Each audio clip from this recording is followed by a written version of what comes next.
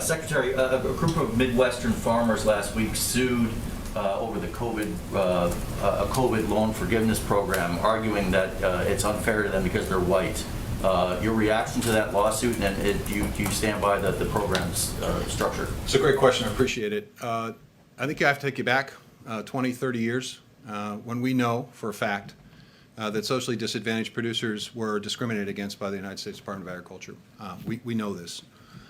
We have reimbursed people in the past for those acts of discrimination, but we've never absolutely dealt with the cumulative effect.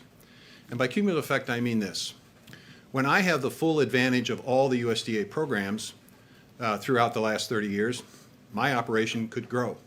I could invest in more land. I could get the latest and best technology. I could plant my crop at just the right time. I could make more money. If I had limited access or no access to USDA programs, obviously my operation significantly limited. So the American Rescue Plan's effort is to begin addressing the cumulative effect of that discrimination in terms of socially disadvantaged producers. Secondly, when you look at the COVID relief packages that had been passed and distributed by USDA prior to the American Rescue Plan, and you take a look at who disproportionately received the benefits of those COVID payments, it's pretty clear that white farmers did pretty well under that program because of the way it was structured. It's structured on size and structured on production.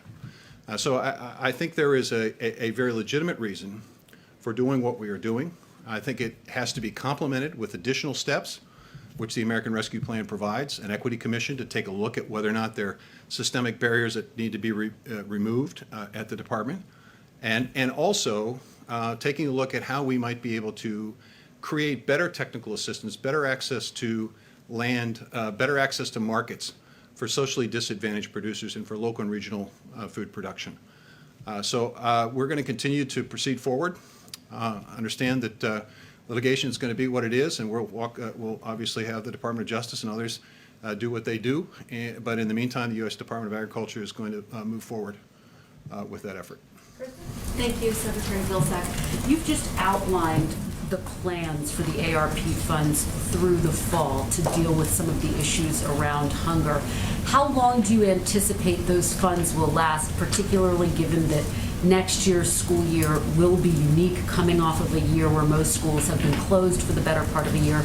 And will you need more funds from Congress to address this? Well, I think that's one of the reasons why the President proposed the American Families Plan as a continuation and as allowing us to basically cement and make more permanent the gains that we've seen from the American Rescue Plan. In the meantime, we have worked with schools, understanding they're faced with a lot of uncertainty about the upcoming school year. And so we have already decided that we have available resources to be able to provide for universal free lunch for schools throughout the 21-22 school year. And that will extend, I think, until the end of June 2022. With the passage of the American Families Plan, we would then have the summer EBT program to provide additional support and help.